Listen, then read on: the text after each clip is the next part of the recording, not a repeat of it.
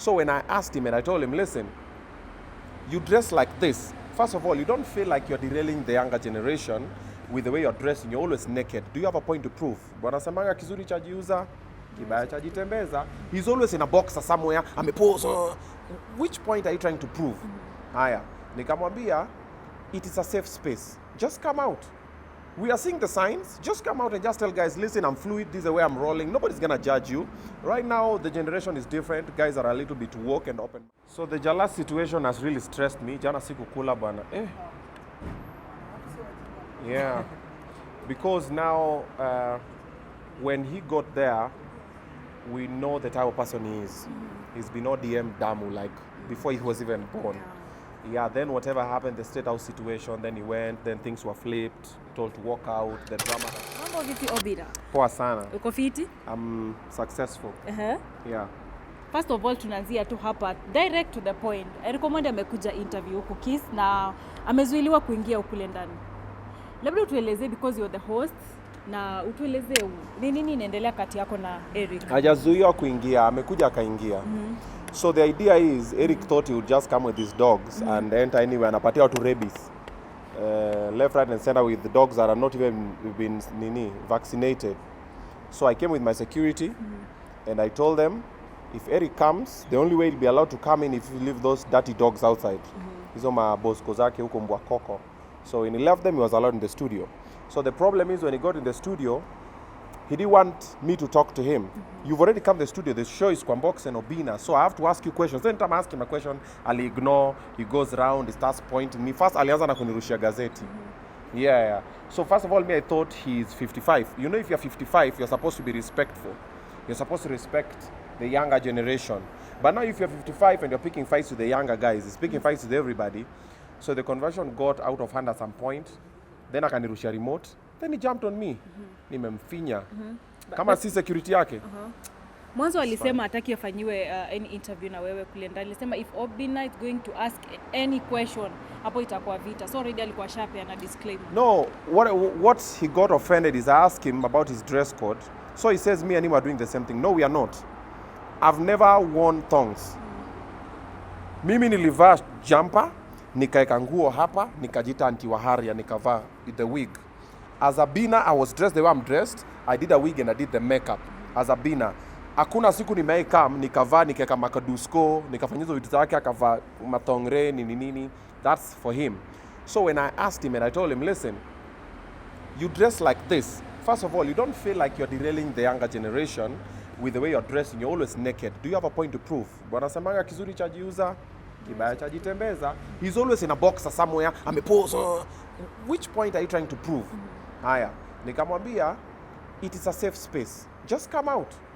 We are seeing the signs. Just come out and just tell guys, listen, I'm fluid. This is the way I'm rolling. Nobody's going to judge you. Right now, the generation is different. Guys are a little bit woke and open-minded. And it's a free world. And every human being has their own rights. So feel free. Do whatever you want to do. That's when he got peace and then threw the remote at me. Because I asked him, feel free. Come out. It's a safe space. So that is where things got out of hand. So do you manage to do an interview with him? Ama kumekuwa tu hivyo na ikaisha hivyo? They were talking with Kwambox about a lot of things that did not make sense. Of course, Eric saying, stroking his own balls, telling himself the way he's the president of comedy, he's towards G50 countries. Of course, you can tour those countries because you started in 2006. Even if you started in 2006 and now it's 2023 and you've not traveled to 2-3 countries, what did you do?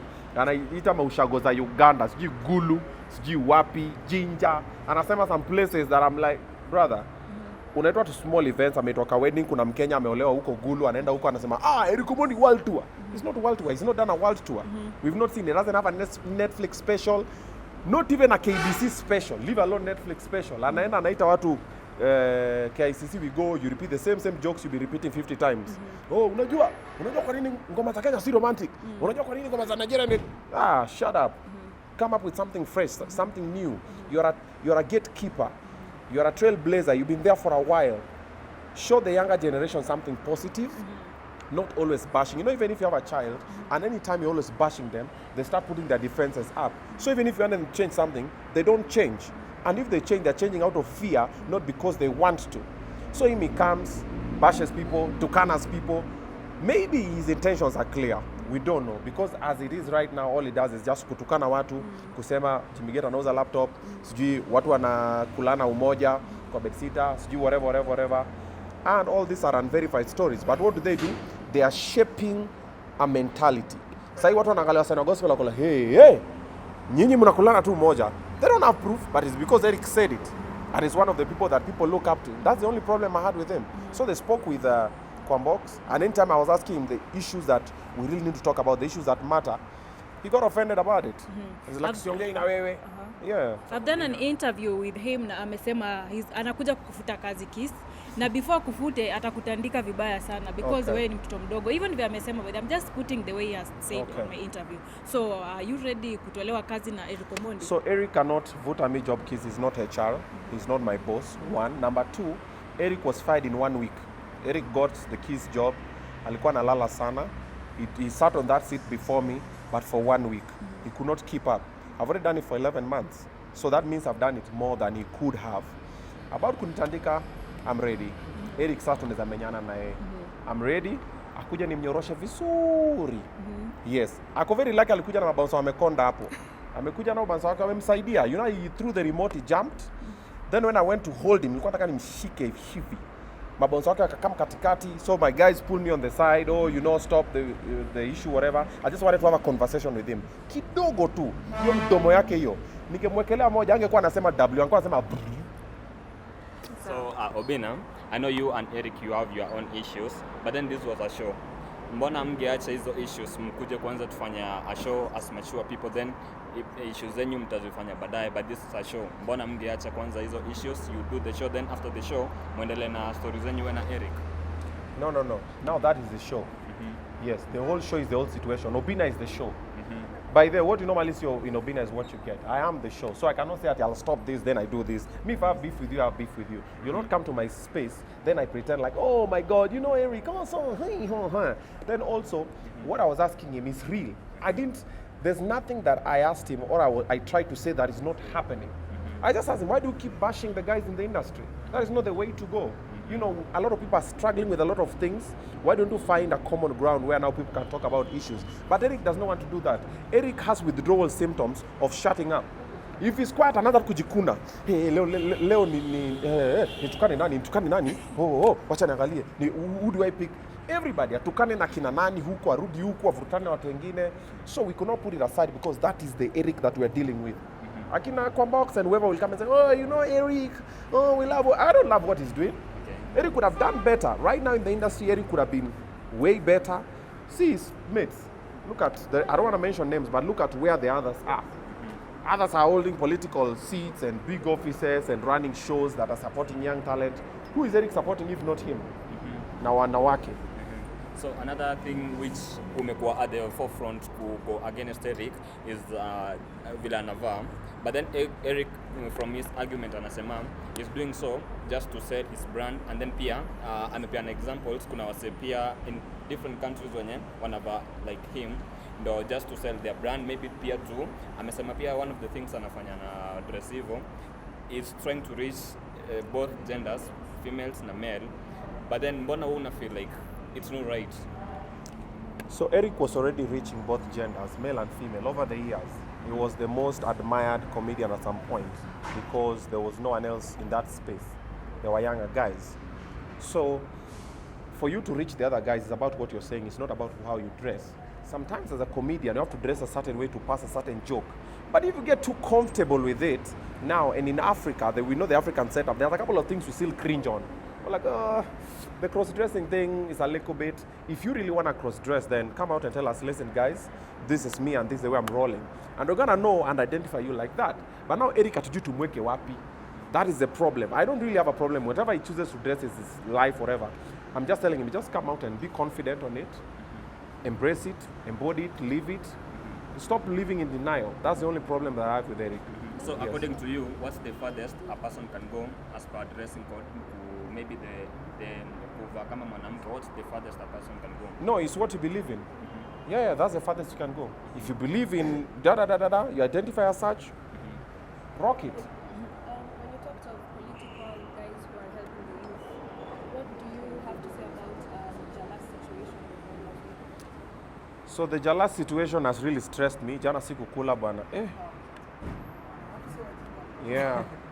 Because now, when he got there, we know the type of person he is. He's been ODM Damu, like, before he was even born. Yeah, then whatever happened, the state house situation, then he went, then things were flipped, told to walk out, the drama that ensued after. And I was just like, so I looked for him yesterday and I was like, man, bro, I'll be right here. But now there's nothing much I can really do because now that's an Azimio situation, you know. So that story has really stressed, and everything that he's planning to do for the young guys, even for, he's my MP. So in Langata and everything he's planning to do might be stopped in the drama or might be watered down because of the drama. Instead of us focusing on what is happening. So let's hope they sort it soon.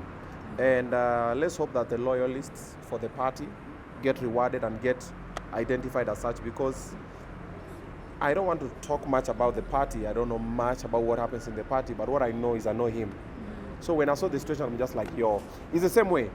You will do the right things 99 times. Then do one wrong thing. That one wrong thing is now what everybody does. Now everybody forgets every good thing that you've done. Now that's the situation that's happening here.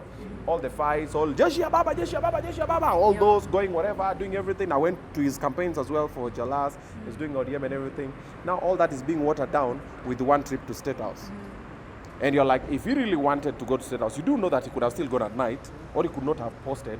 But he posted and he said, yeah, this is coming through, I'm going to do A, B, C, D. And he was very open about it.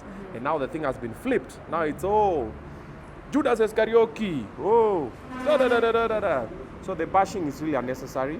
And especially from the fans who don't have the real information of what was happening. I've seen online, we always have people with opinions left, right, and center. So they're the ones who are even pushing the narrative. Oh, you're a traitor, you've done it. Like, you don't know what is happening up there. Sometimes just let people sort out the issues, or sometimes try and focus more on the positive sides and the winning sides of a person. But do you think was it right of him to end up without consulting the party leader? I can't say that. That's not my place to say, because I don't know how they roll. I don't know the rules in their organization and everything. It's like now I'm saying myself going to another radio station. For me, I know I have to talk to my boss and tell him, listen, I'm going to this radio station to push my music or something like that. If I just go, there's going to be repercussions. So because that's my competitor station. But for the political parties, I don't know the rules that they have, because you know politics is also just politics. You never know what people are doing, because today this person will say Trudy is the most evil person.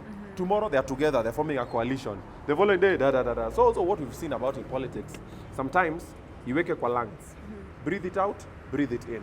Kidabina, just to add on what you mentioned earlier, is the language life in danger? And then a second question is that we've seen your baby mama was granted custody. Okay. So about Jalango's life being in danger, I don't know about that. All I say is we have fanatics and we have goons who sometimes react without thinking of the repercussions. So we never know. But Jalas has always been careful. Yeah. About my baby mama custody, I don't want to talk about it. Yes. For obvious reasons. The minute I'll talk about it, I'll be misquoted, I'll be told this. But what I keep insisting is this. Boy child, you're on your own. That is what I will say. It doesn't matter which kind of evidence you have, forget about it. So we move.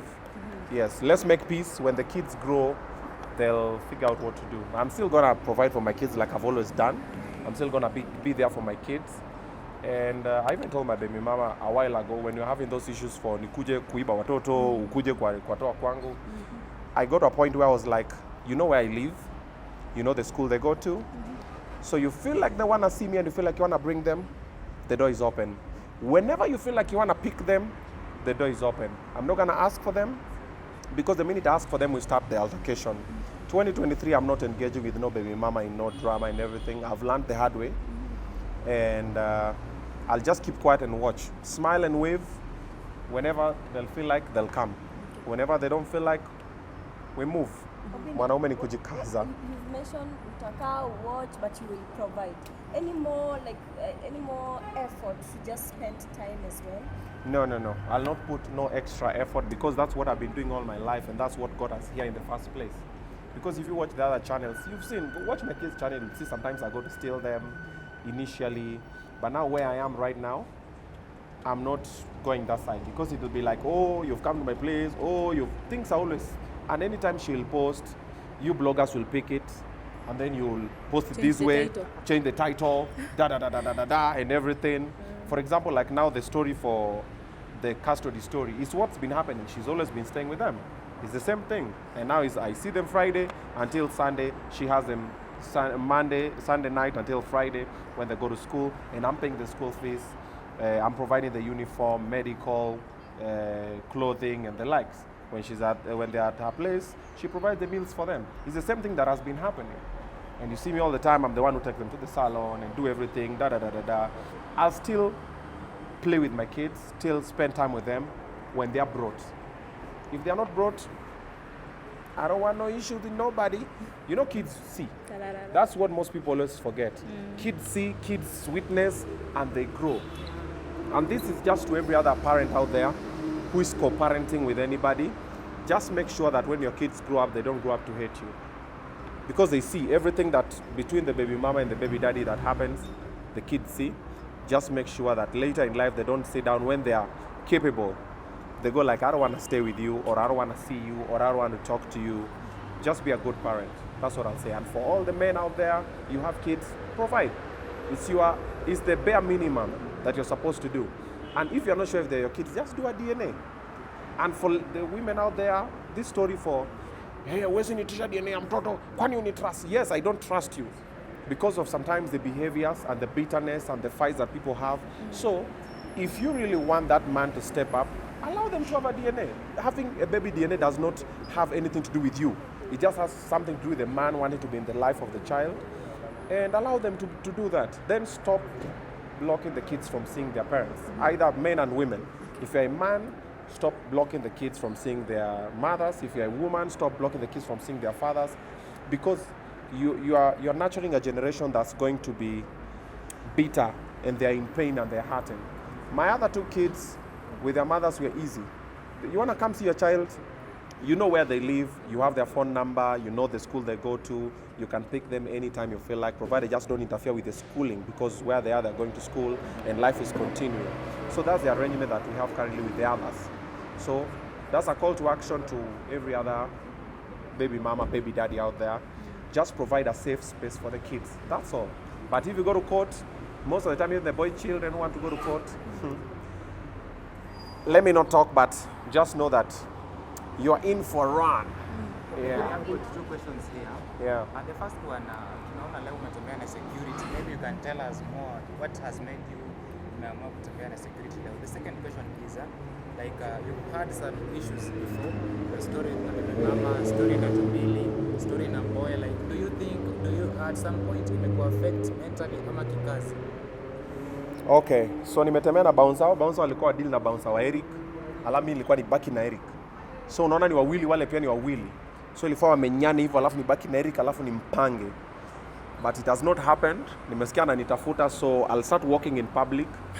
So I'll be posting where I'm going. So I come. Pin location. Yes, I'll be pinning location. In fact, hata leo kuna event naenda kumpinia location, nimwambia Eric niko hapa kuja. Then akuje, then tupangane. The issue with the baby mama and Eric and every other thing, of course, it affects a lot of me. I'm human, you know. The mental space is normally, like especially my baby mama drama situation, ate into me a lot during that time. And that time, so now when I look back at it, I see that it was a cry for help, and nobody really helped. So like I always say again, boy child, you're on your own. So I had to go to the therapist by myself and make peace with the fact. I've just told you a few minutes ago that I got to a point where I'm like, you can stay with them. Even before the court ruled everything, I'd already gone with that. I was like, you can stay with them, and when you feel like dropping them, drop them. When you feel like picking them, pick them. I'll never ask for them, and I'll never come for them. But school fees will be paid. When they're sick, drop them. I'll take them to the hospital. I've been taking them to the hospital, and I'll still be the dad that I am. And when I'm with them, I'll create those memories that when they're not with me, they will cherish. We'll play, we will eat, we will do whatever. I will discipline them, teach them, groom them into human beings that I want them to be. And if all of this, the way it was happening, it ate so much into my mental space, and maybe it affected my well-being. The only situation is, during that time, it was December, and we had a leave, and I went to Mombasa, and I had to cool off in everything. So right now, I'd say I'm in a safe space. We are working towards it. It's work in progress. So, like now that we are in 2023, right? Away from other stories, drama, whatever. Do we have plans for us as a comedian and also as a radio presenter? Yes, I'm planning of doing a special, one man. I've never done it before. I'll give you more details as it goes. Then also we are currently working to make a gender-based violence against men peace walk. So it'll be a walk that we are calling into everybody to come and walk with us and just create awareness so that we can stop gender-based violence against men. So I partner with change.org to create more awareness towards the situation for men are really suffering, men are going through pain, and we need to also help them. We're empowering girl child, which is good. Let's also empower boy child, because now we're empowering girl child, we're forgetting about boy child. Today on radio, we were talking about men being sexually assaulted. And my co-host was shocked because she's like, things like this happen. So there's a gentleman whose story has been trending. He's a tout in Kisumu. He said someone groped his balls. And she was like, oh, so this happened. I'm like, it happens all the time, even to me, in events, in clubs, every time it happens. And a woman will come and grope you. They will pinch you. They'll squeeze your number plate. They will squeeze your chest. They will kiss you on the neck. They'll lick your ear. And they always think it is nice and it is sexy, but it's sexual harassment. And most men don't talk because one, some don't know it is sexual harassment. Some fear the stigma and the ridicule. Ukiambia my boys, maze ule dema mpida mazame nifinya balls. You know, and then also the other men who are misinformed, wanazi, how do you, kuzi hype. Maze umesikia kilifanyikia Obi, Obi amefinya balls ule wewe, umejinais, umejibaba. So we have also men who lack information, and that's what they do. So we need to talk more about it so that men also know men can say no. Men also bleed, men also hurt, men also cry. So that we stop raising a broken generation. Most men are broken. What you see here is a mask. We put on these tough faces and we're like, yeah, you know, mwanaume ni kujikaza. But at night, we cry, we break down, we're like, why me? Why is this happening? Why can't I get employed? Why am I being mistreated by my HR, my boss, my partner, and everything? And then tomorrow you just wash your face, piga luku, toka nje, and keep quiet. So that is the whole process that I'm working on. So this year I'm big on creating awareness, activism on sexual violence, physical violence, emotional violence, and abuse. I'm more into children's rights. I'm more advocate for good parenting. You know, a lot will happen between the parents, but let your relationship with the child, you know, you relate with the child individually.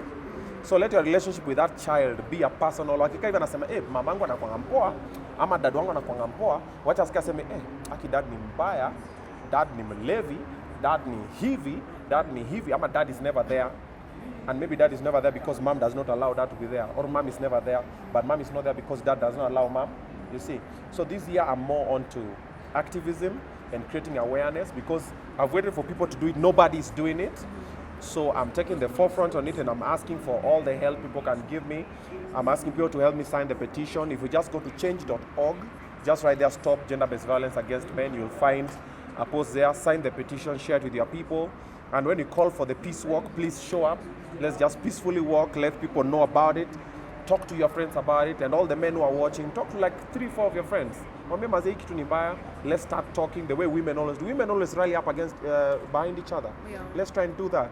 And also while I'm doing that, I'm gonna do for you more good radio because we are currently in training how to become better. There's always a skill that you can still learn. I have a new co-host. We are trying to understand each other. Then we find a common ground. And while that is happening, I'm trying to find a way that I can do that one-man special, probably on my birthday. And I'm trying to figure out how to go about it.